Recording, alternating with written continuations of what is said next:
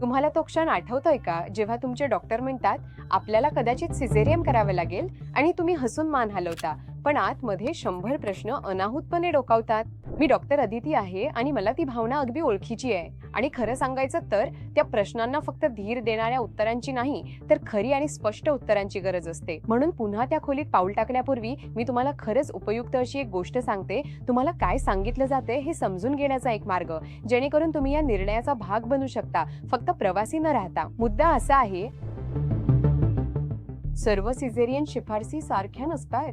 या साधारणपणे 3 परिस्थितींमध्ये मोडतात आणि तुम्ही कोणत्या परिस्थितीत आहात हे समजून घेतल्यावर सगळं चित्र बदलतं. पहिली परिस्थिती म्हणजे वैद्यकीय आणीबाणी. इथे ना निर्णय ना विलंब. जर तुमचा प्लेसेंटा पूर्णपणे बाळंतपणाच्या मार्गात अडथळा करत असेल, ज्याला प्लेसेंटा प्रिव्हिया म्हणतात, तर नैसर्गिक प्रसूती शारीरिक दृष्ट्या अशक्य आणि धोकादायक असते. जर तुमच्या बाळाचा हृदयाचा ठोका अशा प्रकारे कमी झाला की तिच्या ऑक्सिजनच्या पुरवठ्यावर परिणाम होतोय, तर प्रत्येक मिनिट महत्वाचं असतं. जर गर्भनाळ बाळाच्या आधी खाली आली, म्हणजेच कॉर्ड प्रोलॅप्स झाला, तर शस्त्रक्रिया काही मिनिटात केली जाते. अशा परिस्थितीत सिझेरियनच तुमचं आणि तुमच्या बाळाचं रक्षण करतं. इथे दुसरा कोणताही पर्याय नसतो आणि निर्णय घेण्याची गतीच प्रत्यक्षात संरक्षण असते. दुसरी परिस्थिती म्हणजे वैद्यकीय निर्णय घेण्याची वेळ. बराच वेळ चालू असलेली प्रसूती, योग्य उपचार करूनही प्रगती होत नाही, बाळ आडवं किंवा अशा स्थितीत आहे की नैसर्गिक प्रसूती तिच्यासाठी सुरक्षित नाही, आईचा रक्तदाब इतका वाढतोय की प्रसूती सुरू ठेवणं धोकादायक ठरतं, जुळी बाळं असताना पहिले बाळ डोकं खाली नसताना. ही खरी वैध वैद्यकीय कारणं आहेत, पण यात मूल्यांकन, वेळ आणि धोका तौलनिकपणे पाहणं आलं. अशा परिस्थितीत तुमच्या डॉक्टरांना नेमकं काय दिसतंय आणि हा निर्णय आत्ताच का घेतला जातोय, नंतर का नाही, हे समजून घेण्याचा तुम्हाला पूर्ण अधिकार आहे. तिसरी परिस्थिती म्हणजे नियोजित किंवा ऐच्छिक सिझेरियन, जी तुमच्या वैयक्तिक इतिहासावर, शरीर रचनेवर, मागील प्रसूतीच्या अनुभवावर किंवा तुमच्या स्वतःच्या माहितीपूर्ण निवडीवर आधारित असते. हेही एक वैध पर्याय आहे.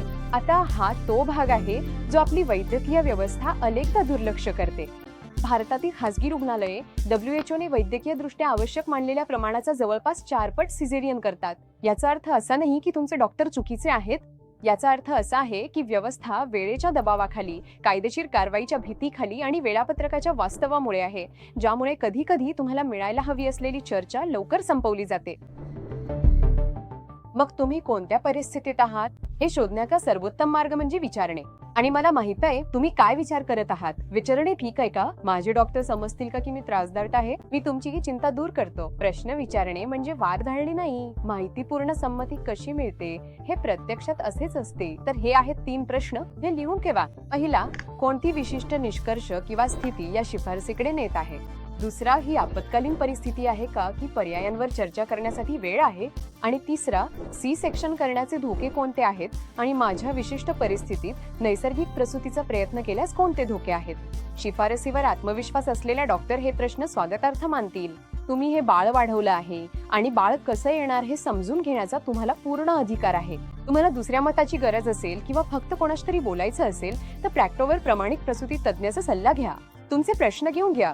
आता ते तुमच्याकडे आहेत, म्हणून हे त्या महिलांपर्यंत पोहोचवा ज्यांना ही माहिती जाणून घेणं आवश्यक आहे. आणि जर तुम्हाला प्रत्यक्ष उपयोगी पडणाऱ्या सल्ल्यांसोबत अपडेट राहायचं असेल, तर या चॅनलला सबस्क्राईब करा आणि बेल आयकन दाबा. आणि दुसऱ्या भागात आपण ऑपरेशन थिएटरमध्ये जाऊन पाहणार आहोत की सी सेक्शन दरम्यान प्रत्यक्षात काय घडतं, भूल देण्यापासून शेवटच्या टप्प्यापर्यंत आणि नंतरच्या 6 आठवड्यांत तुमच्या शरीरात काय बदल होतात. इथे भेटूया.